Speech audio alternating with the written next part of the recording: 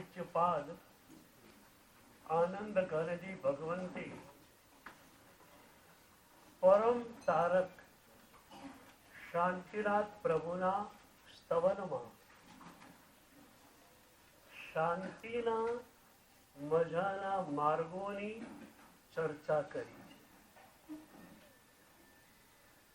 Theme પણ એટલી સરસ વાપરી છે,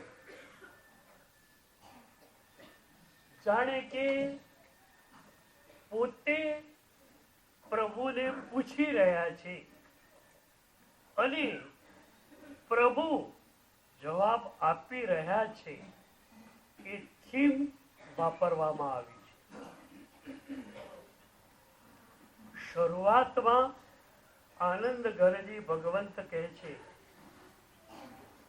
શાંતિજીન એક મુજ વિનતી સુણુ જગત આધાર રે, શાંતિ સ્વરૂપ કિમ પામ. એ વખતે પ્રભુ બોલતા હોય એવા પ્યારા શબ્દો આવ્યા. ધન્ય તું આત્મા જેહને એ હવો પ્રશ્ન અવકાશ. વાહ! અશાંતિમાં રહેનારા તો ઘણા હોય છે, પ્રભુએ કહ્યું, પણ મારી પાસે આવીને શાંતિના માર્ગોની યાચના કરનાર તું એક જ નીકળ્યો. ધન્ય છે આત્મા તુને જેહને એહ પ્રશ્ન અવકાશ. ધીરજ મન ધરી સાંભળો. અને એ પછી એક એક માર્ગની ચર્ચા શરૂ થાય. કુલ 8 માર્ગ બતાવ્યા છે. પહેલો માર્ગ શાંતિને પામવાનો, પ્રભુના વચનો પરની શ્રદ્ધા.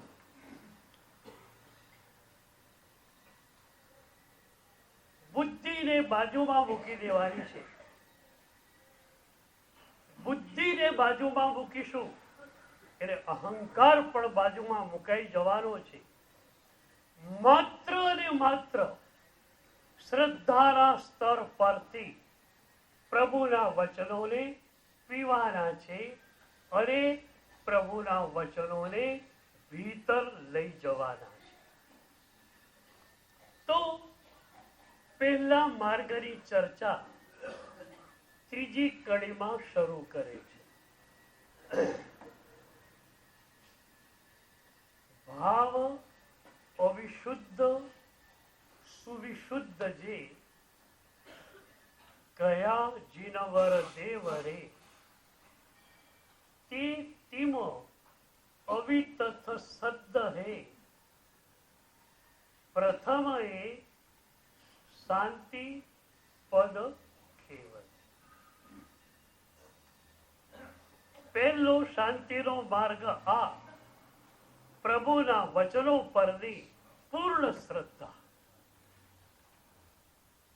પ્રભુએ જેને ખરાબ કહ્યા છે એને ખરાબ માનવા છે અને ખરાબ માનીને એ તત્વોને કાઢવાની કોશિશ કરવી છે.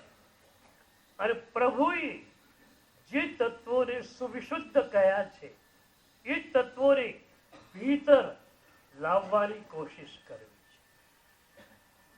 આ કોશિશ શરૂ થઈ, તમારું ચિત્ત શાંત પ્રશાંત બની ગયું. રાગ દ્વેષ અહંકારને પ્રભુએ ખરાબ કહ્યા છે, એને કાઢવાની કોશિશમાં લાગી જઈએ. જ્ઞાન દર્શન ચારિત્ર વિતરાગ દશા સમભાવ આનંદ એ બધા ગુણોને આત્મસાત કરવાની કોશિશમાં આપણે લાગી જઈએ એટલે આપણું મન શાંત બને જો.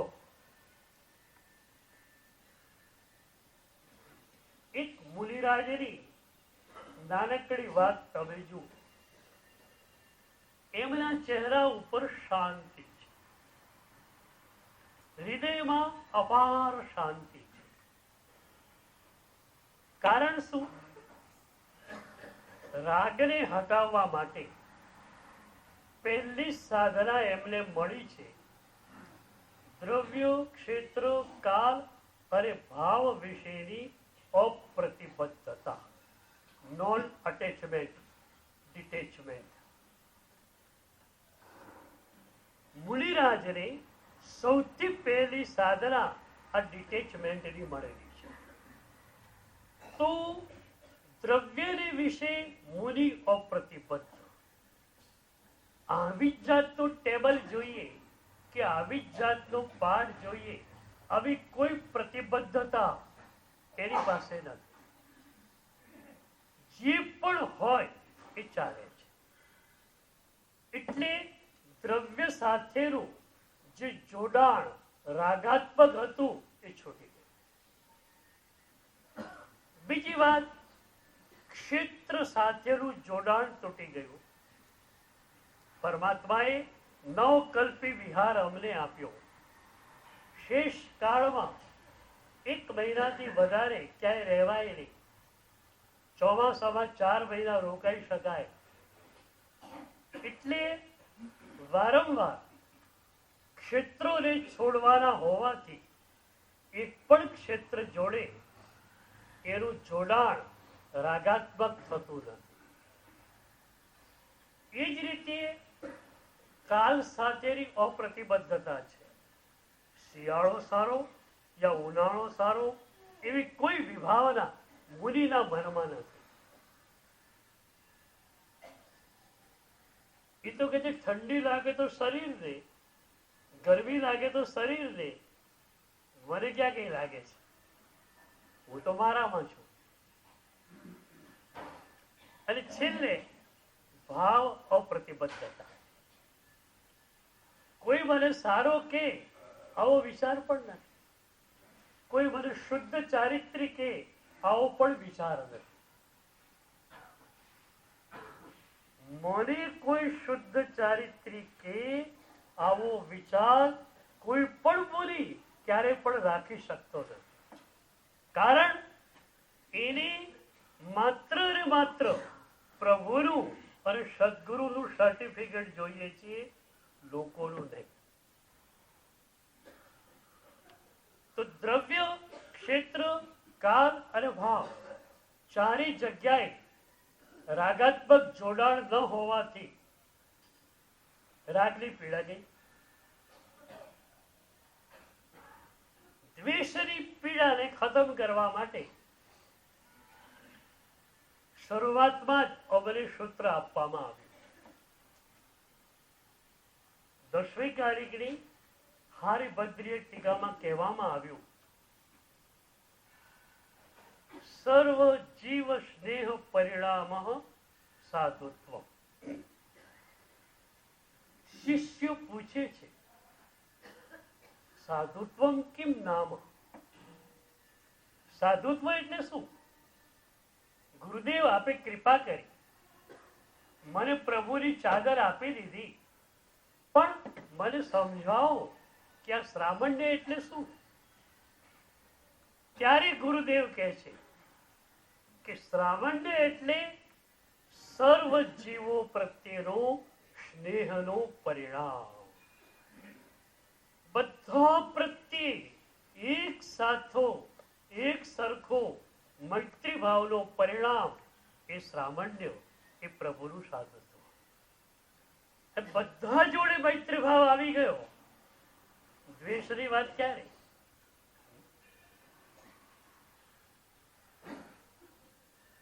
અહંકાર હતો એને પ્રભુએ ખતમ કર્યો. અહંકાર કેમ થાય? મેં આ કાર્ય કર્યું. પણ શાસ્ત્રોએ સ્પષ્ટ કહ્યું, એક પણ સારો વિચાર તમને આવ્યો, એક પણ સારો ભાવ તમને આવ્યો, એ પ્રભુની કૃપાથી આવ્યો છે. સારા વિચારો, સારા ભાવો દ્વાદશાંગી માં છે. એ દ્વાદશાંગી પ્રભુની આજ્ઞાથી ગણધર ભગવંતોએ રચી છે. જે પણ સારો વિચાર તમારા હૃદયમાં આવ્યો એ ક્યાંથી આવ્યો? એનું મૂળ સ્ત્રોત કયો? એનું મૂળ સ્ત્રોત દ્વાદશાંગી છે. અને એટલે ધર્મ પરીક્ષા ગ્રંથમાં એક બહુ સરસ ચર્ચા થઈ છે. ધર્મ પરીક્ષા ગ્રંથ મહોપાધ્યાય યશો વિજય મહારાજ, એમણે અમૃતવેલની સજ્જાઈમાં જે વાત લખી છે એ જ વાત ધર્મ પરીક્ષા ગ્રંથમાં લખી. અમૃતવેલની સજ્જાઈમાં એમણે કહ્યું, અન્યમાં પણ જે દયાધિક ગુણો તાસ અનુમોદવા લાગરે.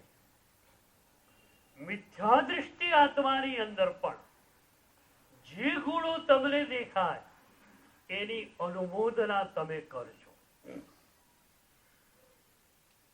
તો આ વાત ધર્મ પરીક્ષામાં જ્યારે કહેવામાં આવી ત્યારે સામેથી પ્રશ્ન ઉઠ્યો કે મિથ્યા દૃષ્ટિ એટલો ઝેરનું કુંડું, ઝેરના કુંડામાં અમૃતનું ટીપું નાખો તો શું થાય? એમ મિથ્યા દૃષ્ટિ જે ઝેરના કુંડા સમાન છે, એમાં કોઈ ગુણ રહી સી રીતે શકે? એમાં કોઈ ગુણ હોય જ ન શકે. એ વખતે ઉપાધ્યાય યશો વિજય મહારાજે લાકડી ઉગાવી છે. એમણે કહ્યું કે જે પણ સારપ દુનિયાની અંદર છે, જે પણ ગુણો જ્યાં પણ છે, એનું મૂળ સ્ત્રોત દ્વાદશાંગી છે. કોઈ પણ વ્યક્તિમાં રહેલા કોઈ પણ ગુણની તમે નિંદા કરો તો તમે માત્ર એ વ્યક્તિની નિંદા નથી કરતા, દ્વાદશાંગીની નિંદા કરો. તો ત્યાં તો એમણે એમ કહ્યું, અન્યમાં પણ જે દયાધિક ગુણો તાસ અનુમોદવા લાગે. અને એના અનુસંધાનમાં અતિચારની અંદર અન્ય સંસ્તવ એ અતિચાર આવ્યો દર્શનાચારમાં. એટલે કે બીજામાં રહેલ ગુણની અનુમોદના તમે કરી શકો છો, પ્રશંસા નથી કરી શકતા. હવે પ્રશંસા કેમ નથી કરી શકાતી એની પણ વાત તમને કહું.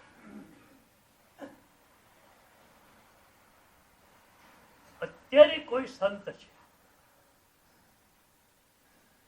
હું એમને મળેલો છું, મેં એમની આંતરિક દશા જોયેલી છે. એમની આંતરિક દશા બહુ જ ઊંચી હોય એવું મને લાગેલું પણ હોય. એમના એ ગુણથી હું પ્રભાવિત પણ બનેલો હોઉં, પણ એ અનુમોદના હું કરીશ. અત્યારે રહેલા એ સંતની ગુણની પ્રશંસા હું નહીં કરું. પ્રશંસા એટલા માટે નહીં કરું કે મારી પ્રશંસા સાંભળી સેંકડો લોકો ત્યાં કડે જાય તો ત્યાં આચાર હિન્દુ પરંપરા પ્રમાણેનો હશે. એ ઘાસની લોન પર બેઠેલા હશે, કદાચ પંખા બંખા ચાલતા હશે અને બીજી પણ પ્રવૃત્તિઓ ચાલતી હશે. જાય તેને થાય, અરે આ વળી સંત કહેવાય. એટલી અન્ય સંસ્થાઓની ના પાડી, પણ એનો અપવાદ એ છે કે વિદેહ થયેલા કોઈ પણ સંત હોય એના ગુણની પ્રશંસા કરવાની છૂટ છે. રમણ મહર્ષિના ગુણની વાત હું કરીશ. રામકૃષ્ણ પરમહંસની નિષ્પ્રિયતાની વાતો હું કરી શકીશ, કારણ શાસ્ત્ર મને ના નથી પાડતું.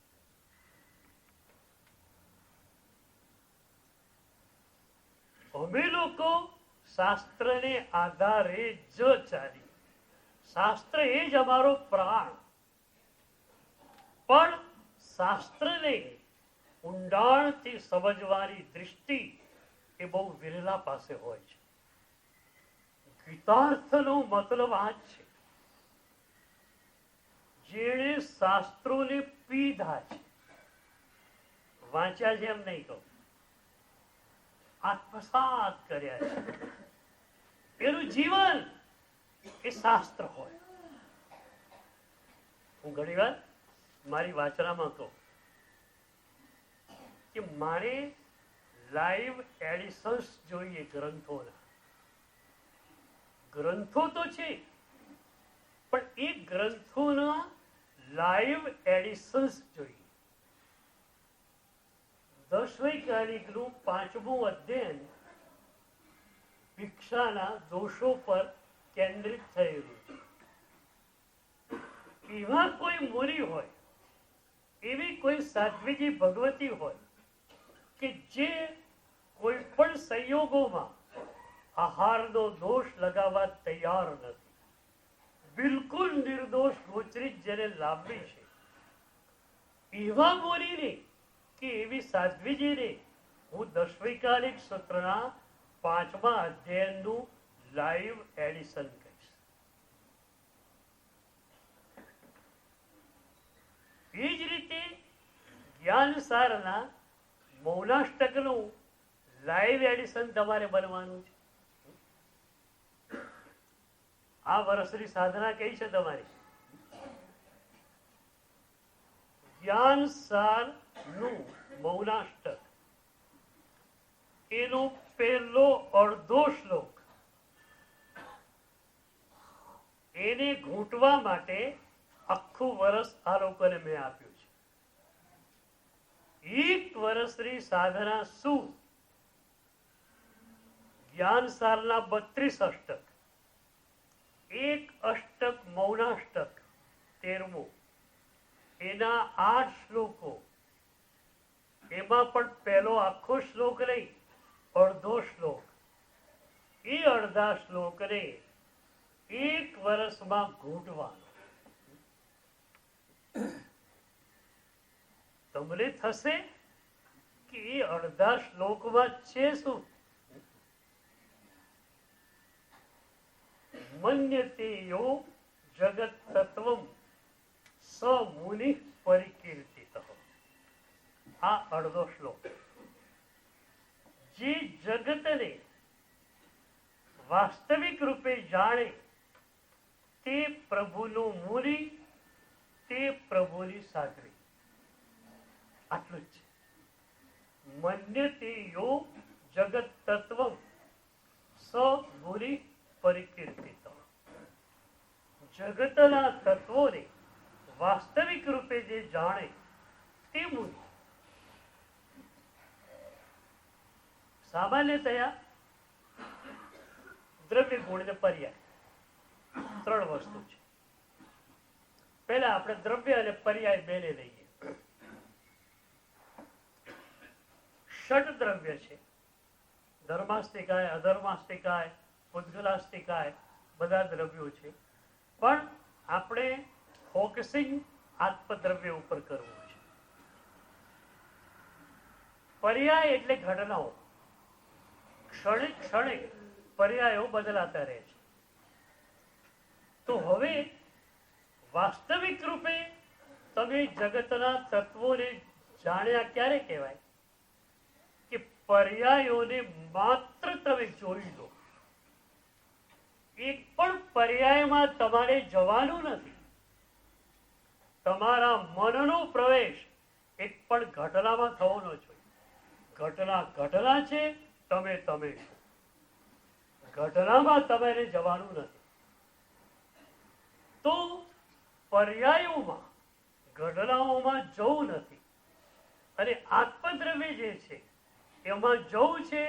એની અનુભૂતિ સતત કર્યા કરવી છે. તો આત્મદ્રવ્યની અનુભૂતિ જે સતત કરે અને પર્યાયોમાં જે બિલકુલ જાય જ નહીં, એ પ્રભુનો મુનિ, એ પ્રભુની સાથે. બરોબર. નિશ્ચય દીક્ષા હવે લેવાની છે.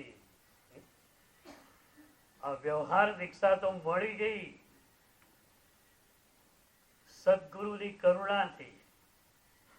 નિશ્ચય દીક્ષા બાકી છે તમારી. એ નિશ્ચય દીક્ષા તમને ક્યારે મળશે?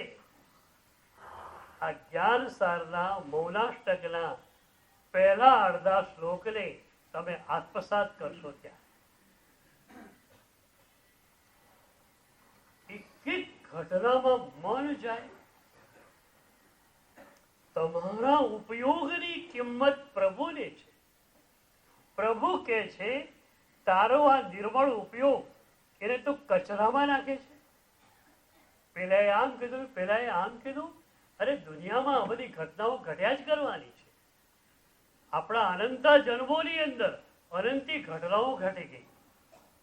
ઘટનાઓ તો ઘટવાની જ છે. એ ઘટનાઓના કચરાની અંદર તમે તમારા ઉપયોગને નાખો છો. ક્યારેક એવું બને કે નહીં, એક મિત્ર તમારે ત્યાં આવ્યો, તમે એટલા બધા ગુમસુમ હતા વિચારોમાં ઘટનાના કે મિત્ર આવ્યો તમને ખબર નથી. એ 10 મિનિટ બેઠો તમારી જોડે, તમને ખબર નથી, એ ચાલ્યો ગયો. અઠવાડિયા પછી આવ્યો, તમે સ્વસ્થ હતા. એ મિત્ર પૂછે છે અઠવાડિયા પહેલા કયા વિચારોમાં તું ડૂબેલો હતો? હું આવ્યો, તારી જોડે 10 મિનિટ બેઠો, તને ખબર પડી નહીં?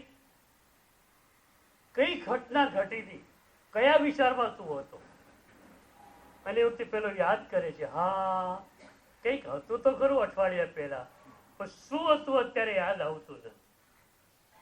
અઠવાડિયા પછી જે વિચારને તમે ભૂલી જાઓ છો, એ વિચાર, એ ઘટનાનો વિચાર તમારા કલાકોના કલાકોને ખતમ કરી નાખે. ઘટનામાં જતા વિચારો તમારી એનર્જીને ખતમ કરે છે, તમારા સમયને ખતમ કરે છે. તમારા એક એક ક્ષણની પ્રભુને કિંમત છે. પ્રભુએ ઉત્તરાધ્યાયમાં ભલે ગૌતમ સ્વામીને ઉદ્દેશીને કહ્યું સમયમ ગોયમ મા પમાય, પણ ગૌતમ સ્વામી અપ્રમત્ત જ હતા. ગૌતમ સ્વામીને નામે આપણને પ્રભુએ કહ્યું છે કે એક પણ ક્ષણ પ્રમાદમાં જવાનું નથી. તો આ સાધના જે છે ને મૂરીપણાની, એ તમારે પણ કરી શકાય. તમને ખ્યાલ છે, દ્રવ્ય અને ભાવ બેઉથી શ્રાવણ્ય ગુરુની કૃપા હોય ત્યારે મળે. પણ તમે ચોથા ગુંઠાણે હો ત્યારે પણ ભાવ નિર્ગ્રંથ હો છો. ચોથું ગુંઠાણું મળેલું ક્યારે કહેવાય? પદ્મવિજય મહારાજે નવપદ પૂજામાં કીધું, સંયમ કબહુ મિલે સસનેહી પ્યારા, યુ સમકિત ગુણ થાણક વારા, આત્મ સે કરત વિચારા. સમ્યક દર્શન મળ્યું ત્યારથી સતત એ વિચાર વલોણું ચાલે છે. ગંભર વલોણું, ક્યારે સંયમ મળે, ક્યારે સંયમ મળે, ક્યારે સંયમ મળે. આ ભાવનાને કારણે તમે ભાવ શ્રવણ બની જાઓ છો. અને એ ભાવ શ્રવણ બન્યા, દીક્ષા લેવાની અનુકૂળતા ગરદી નથી.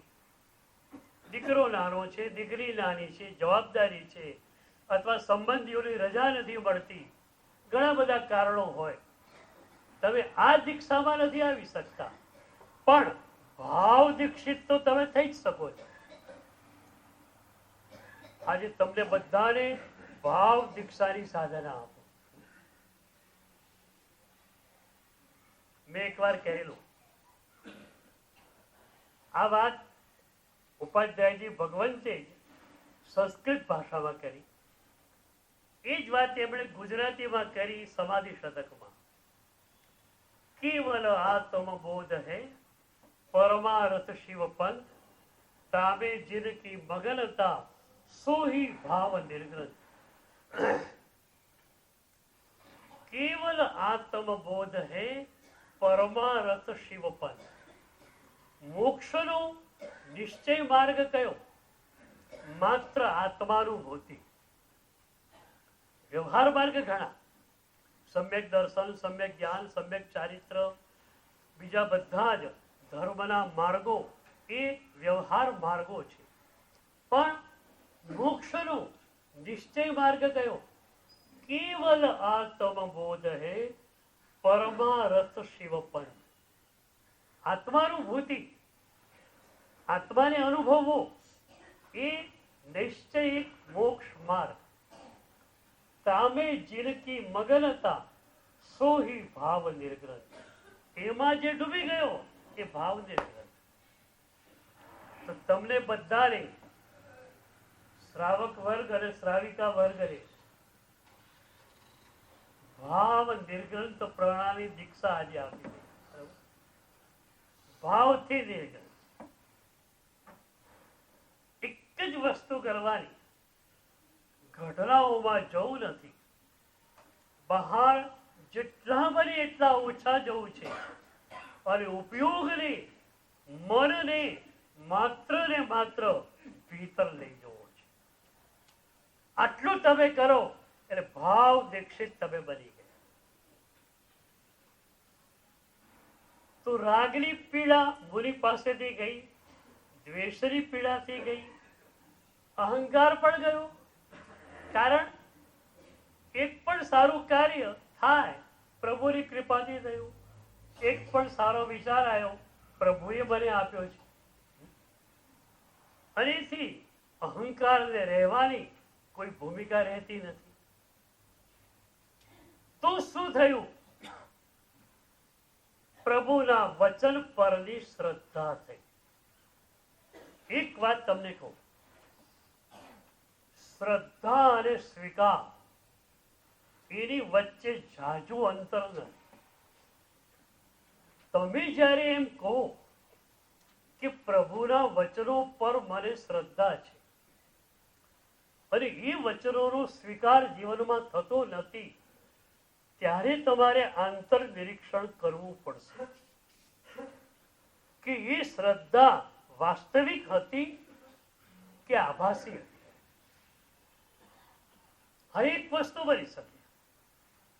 શ્રદ્ધા છે કે દીક્ષા જ લેવા જેવી છે, તમે લઈ શકતા નથી. શ્રદ્ધા છે, સ્વીકાર નથી, પણ એ વખતે મનમાં દર્દ છે. શ્રદ્ધા છે અને સ્વીકાર છે તો મનમાં પૂર્ણ આનંદ છે. આ એક સૂત્ર. પ્રભુના વચનો પર પૂર્ણ શ્રદ્ધા છે અને એ વચનોનો સ્વીકાર થઈ ગયો. પ્રભુની કૃપા થઈ અને અમે લોકો અહીંયા આવી ગયા. અમારી પાસે માત્ર આનંદ જ આનંદ છે. પ્રભુના વચનો પરની શ્રદ્ધા. બોલો, અત્યારે કોઈ કેવલ જ્ઞાની ભગવાન ખરા અહીંયા? વિશિષ્ટ શ્રુત જ્ઞાની ભગવાન પણ ખરા? જે લોકો સંસાર છોડે છે, કોના બળ ઉપર સંસાર છોડે છે? માત્ર ને માત્ર પ્રભુના વચનોના બળ ઉપર.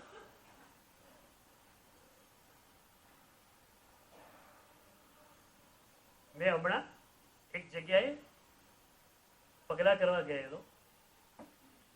ત્યાં એક દીકરાની દીક્ષા થવાની છે. તો મેં ત્યાં પ્રાસંગિક ઉદ્બોધનમાં કહેલું કે હું મુંબઈ નહોતો આવ્યો ને ત્યાં સુધી સાંભળીને મારા મનમાં એક જ પિક્ચર તૈયાર થયેલું કે મુંબઈ એટલે ભોગ નગરી. પણ મુંબઈ આવ્યા પછી મને લાગ્યું કે મારું ચિત્ર ખોટું હતું. મુંબઈ ભોગ નગરી જરૂર છે, પણ યોગ નગરી પણ છે.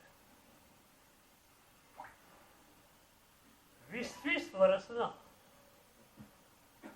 એજ્યુકેટેડ દીકરાઓ અને દીકરીઓ આ મુંબઈમાં જન્મેલા, મુંબઈમાં ઉછરેલા એ પ્રભુના પથ પર જ્યારે આવે ત્યારે આંખો ભીની થાય. 50 વર્ષનો પુરુષ એની પત્ની અને દીકરાઓ સાથે, પૂરા કુટુંબ સાથે નીકળી રહ્યો હોય પ્રભુના માર્ગ તરફ, ત્યારે એ જોઈને આંખો ભીની થાય. તો મુંબઈ માત્ર ભોગનગરી નથી, યોગ નગરી પણ છે. પણ આ બધા જ જે દીક્ષાઓ લઈ રહ્યા છે એ કોના બળ ઉપર? માત્ર અને માત્ર પ્રભુના વચનના બળ ઉપર. તો પ્રભુના વચન પરની શ્રદ્ધા અને એનો સ્વીકાર થયો, દીક્ષા મળી. તો શ્રદ્ધા થઈ, સ્વીકાર થયો, આનંદ જ આનંદ. શ્રદ્ધા પૂરી છે, સ્વીકાર કરી શકાતો નથી.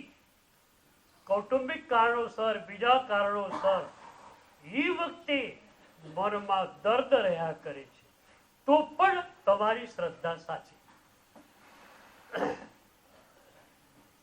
પણ માત્ર સાંભળી લીધું, એની જીવનમાં મૂકવાનો વિચાર પણ ન આવે, તો માનવું પડે કે શ્રદ્ધા વાસ્તવિક હતી કે કેમ. રાગ, દ્વેષ અને અહંકાર ઓછા કરવા આ વાત પહેલા શાંતિના માર્ગમાં આનંદ ગરજી ભગવંતે કહી. હવે આમાં ગુરુ તો કઈ છે નહીં. રાગ દશા છે, ઓછી કરવી.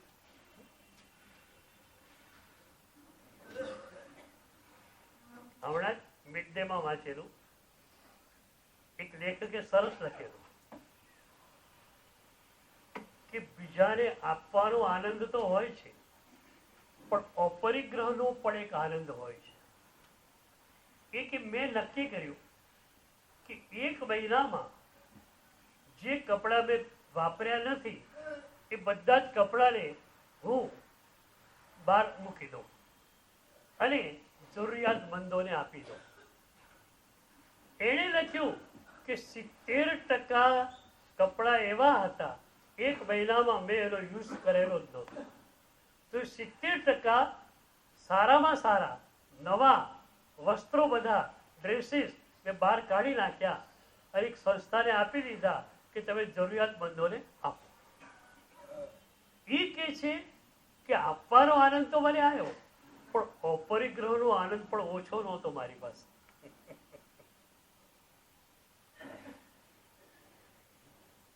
અને એના જ અનુસંધાનમાં એક ફિલોસોફરે લખેલું કે આજના માણસે પોતાના ઘરને ગોડાઉન બનાવી નાખ્યું છે.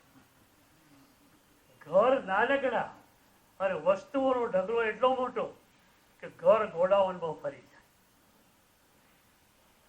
તો અપરિગ્રહ આવે, બિનજરૂરિયાત વાળી વસ્તી એને કાઢી નાખો. ત્યાગ અને વૈરાગ્ય અરસપરસ સંકળાયેલા છે. તમે 25 વસ્તુ બપોરે ખાતા હશો તો વૈરાગ્ય લાવવો અઘરો પડશે. તો રોટલી અને શાક 2 જ ખાતા હશો તો એમાં વૈરાગ્ય લાવવો અઘરો પડશે. પ્રભુએ અમને પહેલા ત્યાગ આપ્યો, પછી વૈરાગ્ય આપ્યું. વ્હાઈટ એન્ડ વ્હાઈટ કપડા, અને એ પણ બેલા પહેરવાના. રાત થવાની શક્યતા જ રહે. એટલે એવો ત્યાગ પ્રભુએ આપ્યો કે વૈરાગ્ય ઓટોમેટિકલી થઈ જાય. તો તમારી પાસે પણ ત્યાગ અને વૈરાગ્ય આવી જાય તો રાગની પીડા ખતમ થઈ જાય.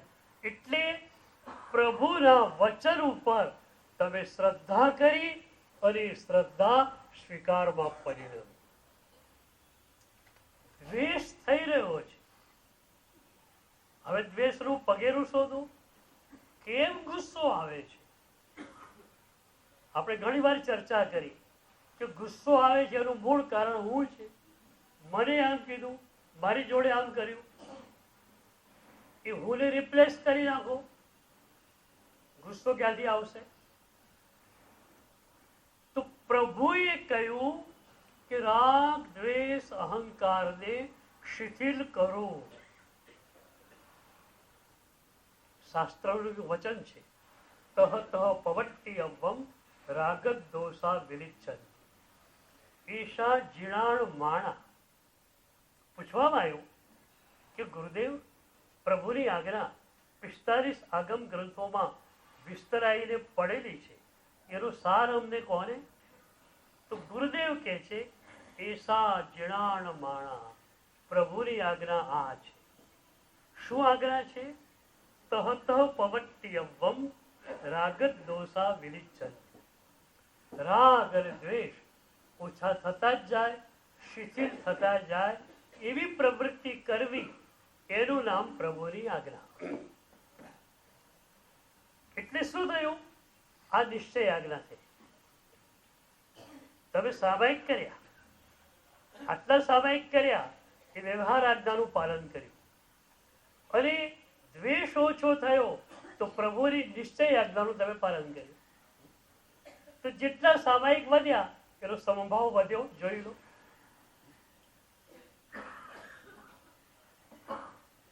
તો રાગને ઓછો કરવો, દ્વેષને ઓછો કરવો, અહંકાર તો હવે આવવાનું જ નથી. બરોબર? જે સારું કામ થયું પ્રભુની કૃપાથી થયું, મેં કઈ કર્યું નથી. અને ખરાબમાં તો અમે તમારે જશ દેવાનો હોતો નથી.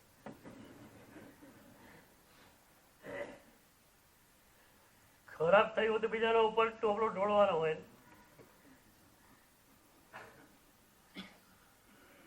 તો શાંતિનો પહેલો માર્ગ કયો? પ્રભુના વચનો પરની શ્રદ્ધા.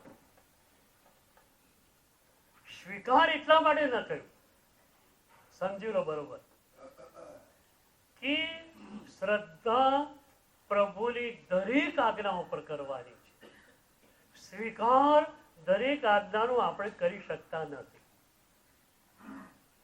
મારી પોતાની વાત કરું તો પણ પ્રભુની બધી આજ્ઞાનો હું પાલન કરી શકતો નથી.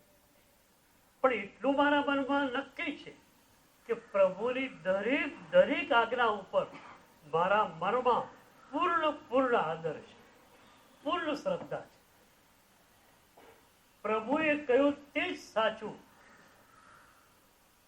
એટલે આપણે ત્યાં એક સરસ વાત લખી, ઉક્તિ ત્યાં યુક્તિ, પણ યુક્તિ પ્રમાણે ઉક્તિને ખેંચવાની નહીં. ઉક્તિ એટલે પ્રભુનું વચન. પ્રભુનું વચન છે અને એને મારે બૌદ્ધિકોની સામે મૂકવું છે, તો હું યુક્તિનો આશ્રય લઈશ. આજનો કોઈ દીકરો મારી પાસે આવશે કે સાહેબ રાત્રિ ભોજનમાં શું પાપ? એ જમાનાની વાત અલગ હતી કે જ્યારે સાંજે જીવડાઓ ઉડતા હતા, દીવાઓ પણ એવા હતા કોળિયામાં રાખેલા કે પેલા નાનકડા જંતુઓ અંદર પડે તો મરી જાય. અત્યારે અમારા ઘરોમાં રાત અને દિવસ બેઉ સરખા છે. અમે ઘડિયાળ નથી, અમને ખબર ન પડે કે સવાર છે કે રાત છે. એક જ સરખું રાત અને દિવસને અમે કરી નાખ્યા છે. તો અમારા માટે રાત્રિ ભોજન વર્જ્ય કેમ? તો હવે પ્રભુની આજ્ઞા છે કે રાત્રિ ભોજન ન કરવું જોઈએ. તો અમે લોકો એ દીકરાને સમજાવવા માટે લોજિકલી સમજાવીએ તો વાંધો નહીં. અમારી પાસે જે યુક્તિ હોય વાપરીએ. હું ઘણી વાર કહું, બેટા આ વાત જે છે એને બાજુમાં રાખ. તને તારા શરીરના સ્વાસ્થ્યની ચિંતા કરી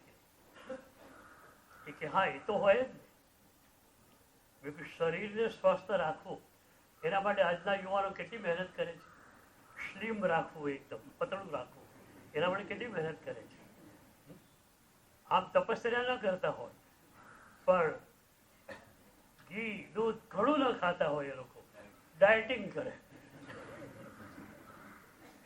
તપસ્યા ના કરે, ડાયટિંગ કરે. વાત તો એક ને એક આવી ગઈ પાછી. તો મેં એને કહ્યું, દીકરા તારા શરીરના સ્વાસ્થ્યની તારી ચિંતા કરી કે ભલે કે કરી.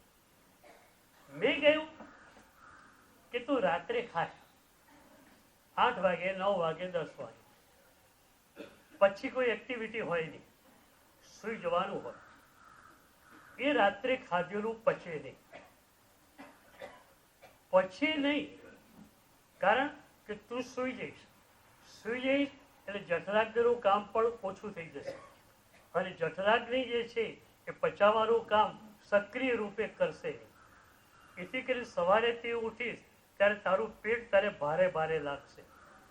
અને આ રીતે રોજ તો નાખ્યા કરે રાતના સમયે, તો એ તારા શરીર માટે બરોબર ખરું. મેં કીધું પછી હું એને સમજાવું કે વિપશ્યના આજની ઇન્ટરનેશનલી સ્પ્રેડ આઉટ સાધના છે.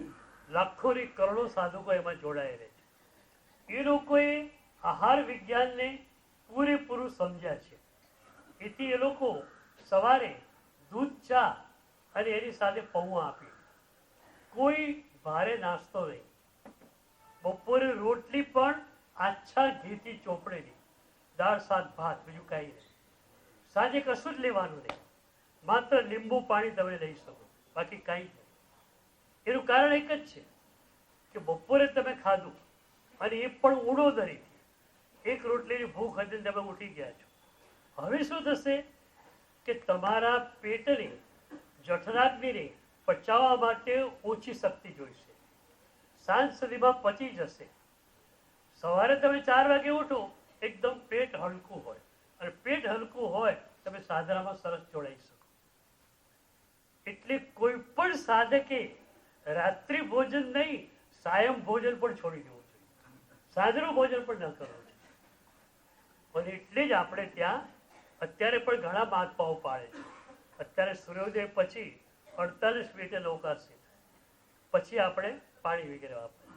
એ જ રીતે સૂર્યાસ્તની 48 મિનિટ પહેલા પાણીને પણ એ લોકો ચૂકવી દે. અને એકાશનું લગભગ કરતા હોય એમને પૂછો એમની સાધના કેવી સરસ ચાલે. તો પહેલા દીકરાને આ રીતે લોજિકલી સમજાવીએ, એ સમજી જાય કે રાત્રિ ભોજન તો નહીં, પણ સાંજના બી વધારે ખાવું ન જોઈએ. આજે શું થયું, આહાર વિજ્ઞાન આપણે ત્યાં આવ્યું નહીં.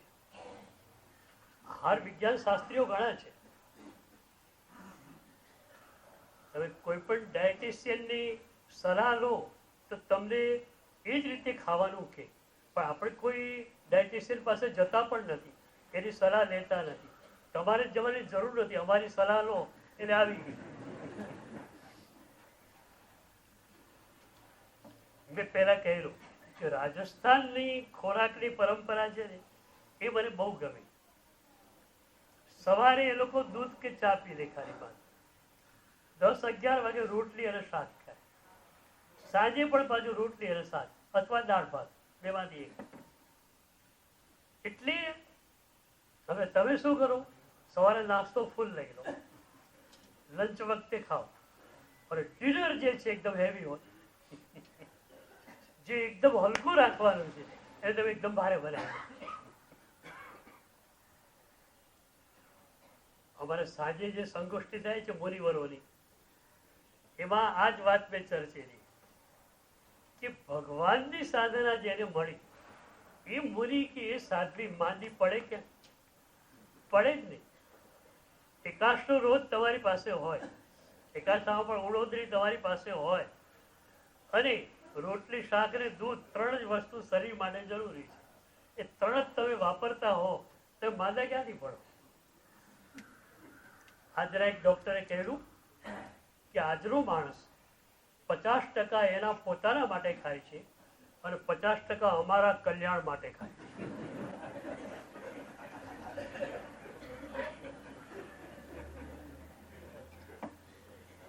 તમે અત્યારે ખાવ છે, બધું અડધું ખાઓ તો ડોક્ટરને ત્યાં ના જવું પડે.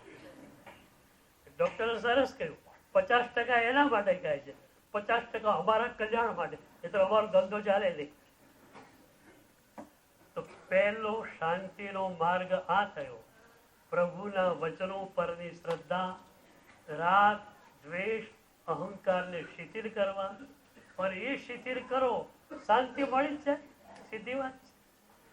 તો જીન વચનો પરની શ્રદ્ધા, એ શ્રદ્ધા આવ્યા પછી શક્યનો સ્વીકાર, અશક્ય જે છે એનો અસ્વીકાર થયો, પણ દર્દ ભારોભાર છે.